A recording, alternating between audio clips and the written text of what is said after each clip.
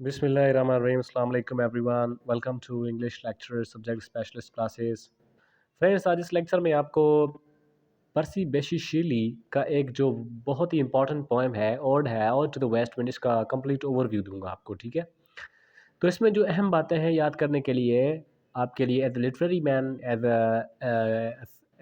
अ lecturer aspirant और as a lecturer के being lecturer के हवाले से जो चीज़ इंपॉर्टेंट है इस पोएम के हवाले से वो आज इस लेक्चर में क्लियर हो जाएंगी। तो शुरू करते हैं दोस्तों। Ode to the west wind. अभी ओड किसे कहते हैं? Ode is a form of a poem in which address is being given to particular object. ठीक है, ओड किसे कहते हैं? ये एक पोइट्री का यानी कि शायरी का किस्म है जिसमें हम किसी चीज़ को एड्रेस करते हैं, उससे मुखातिब होकर उसे खिताब करते हैं, उसके बारे में लिखते हैं, उसे अपना दर्द बताते हैं, इनर फीलिंग्स बताते हैं। ठीक है, उसके बारे में हम जो है उसके साथ कंपनी जोड़ देते हैं। जैसे आपने ओड्स पढ़ी होगी जॉन कीट्स की, ode to the nightingale, ode to the Grecian Urn, ठीक है, ओड टू मेलनकोली। वो मेलनकोली के साथ मुखातिब होकर उसे बातें बताते हैं कि यार ये मेरे साथ ये काम चल रहा है। Ode to the west wind यानी कि मेलनकोली से बात करता है। इसमें ode to the west wind Percy Bysshe Shelley west wind से बातें करता है। वेस्ट विंड, वेस्ट किसे कहते हैं? वेस्ट देखिए, डायरेक्शन कार्डिनल्स होते हैं ना, ऊपर होती है नॉर्थ, नीचे होती है साउथ, राइट में होती है ईस्ट, लेफ्ट में होती है वेस्ट। वेस्ट की तरफ जो हवाएं आती हैं जब शुरू होती हैं, हमारे हमारे सिंध में क्या है, हमारे सिंध में जब साउथ की तरफ से हवाएं आती हैं तो चलता है, ये पता चलता है कि अभी बरसात होने वाली है। तो ये एक जियोग्राफिकल फीचर था उनके अंदर। जब इंग्लैंड के अंदर वेस्ट की तरफ से हवाएं आती थी तो ये समझा जाता था कि अभी जो है वो जो गर्मियों की मौसम है यानी समर है कम हो रही है और क्या आ रहा है, विंटर आ रहा है। ठीक है, पर्सी बेशी शेले कब लिखा गया था? 1819 में लिखा गया था। ठीक है, और इसी साल के दौरान इसने दो और बड़े ही पोएम लिखे थे। एक पेट्रोलू मसाकर, सॉरी ये नहीं, ये मास्क ऑफ एनार्की लिखा था और दूसरा प्रोमिथस अनबाउंड। 1819 में ये तीनों वर्क्स इसी साल में इसने लिखे थे। ठीक है, प्रोमिथस अनबाउंड इसका बहुत ही इंपॉर्टेंट वर्क है जिसके बारे में मैं आपको एक सेपरेट लेक्चर भी दूंगा, जिसमें प्रोमिथस एक गॉड होता है जो कि इंसानियत को क्या एक चीज़ सिखाता है, यानी ह्यूमैनिटी को एक काम सिखाता है। फायर कैसे जलाते, आग कैसे लगाते, मतलब जलाते हैं ताकि वो कोई खाना शाना पका लें या और कोई चीज़ कर ले। तो ये प्रोमिथस इनको जो है ना वो ये ट्रिक बताता है। तो ये ज्यूस उस पर गुस्सा हो जाता है, the juice.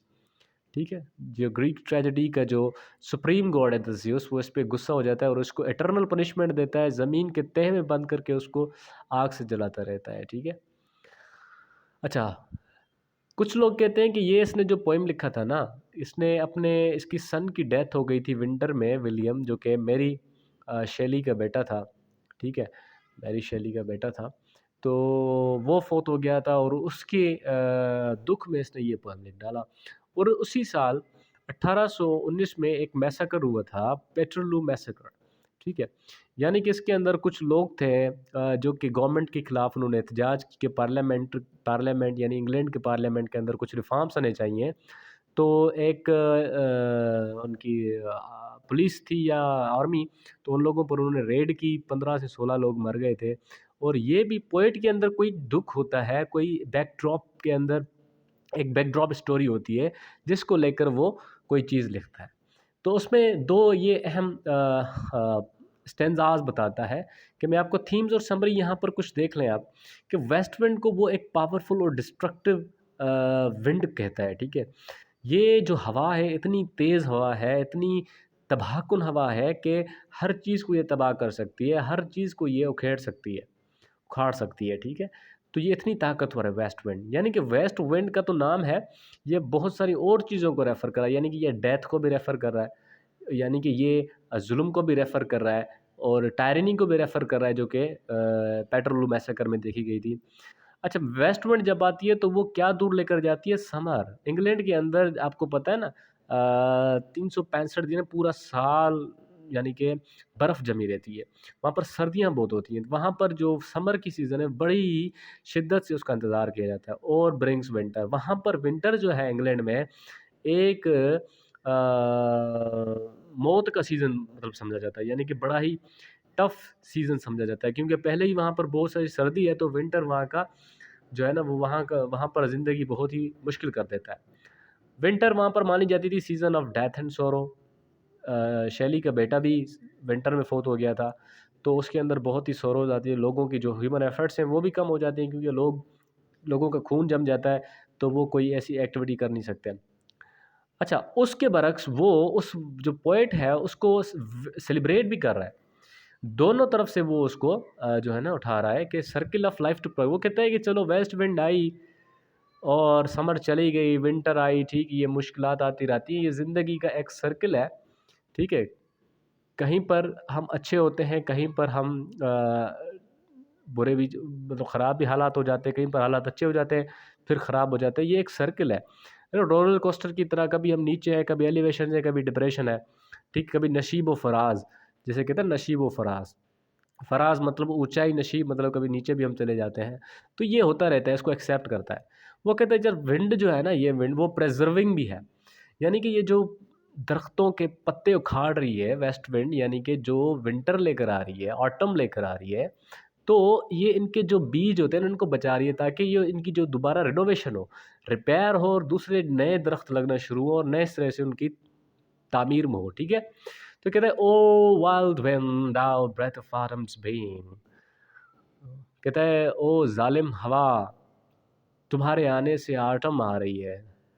Thou from whose unseen presence the leaves dare driven, तुम्हारे अनदेखे ज़ोर से ये जो पत्ते हैं दरख्तों के टूट कर बिखर रहे हैं, फिर रहे हैं, इधर आ रहे हैं, उधर जा रहे हैं। वाइल्ड स्प्रिट विच हॉट, तुम बड़े जालिम हो, बड़ी जालिम हवा हो, बड़ी जालिम आत्मा हो, मूविंग एवरीवेयर, हर जगह पर जा रही हो, हर जगह पर तबाही मचा रही हो, डिस्ट्रॉयर एंड प्रेजर्वर, तुम तो एक एक तरफ तबाही मचा रही हो, दूसरा तरफ बीज को भी तुम बचा रही हो। हियर ओ हियर, मेरी बात सुनो, मेरी बात सुनो। इसमें आप एक बहुत ही इसकी मशहूर कोटेशन सुनी होगी, वो इस ode to the west wind में कहता है, शेली की कहता है कि इफ़ विंटर कम्स, अगर सर्दी आती, can spring be far behind, क्या जो स्प्रिंग है यानी बहार की मौसम है बहुत दूर हो सकती है? यानी कि इसका मतलब क्या है इस ओवरऑल स्टेटमेंट का? सीएसएस 2020 में भी मैंने इसको अटेम्प्ट किया था, ठीक है? सीएसएस 2020 वो उसमें आ इसका क्या मतलब? इसका मतलब है don't be despair, don't despair, don't be hopeless, नाउम्मीद मत हो आप। आप काम करते रहें, ठीक है? आप दिया जलाए रखें, ठीक है? मतलब आप वो खेती खेड़ी रखें, मतलब वो क्या होता है वो अल्लाह ही जानेगा। आप अल्लाह पर छोड़ दें, आप अपनी तरफ से मेहनत करते रहें, ठीक है? नाउम्मीद ना हो, मतलब अच्छे दिन भी आएँगे, ठीक है? तो इस कोर्स में एडमिशन लेने के लिए इस नंबर पर रब्ता कर सकते हैं। Thank you so much for watching.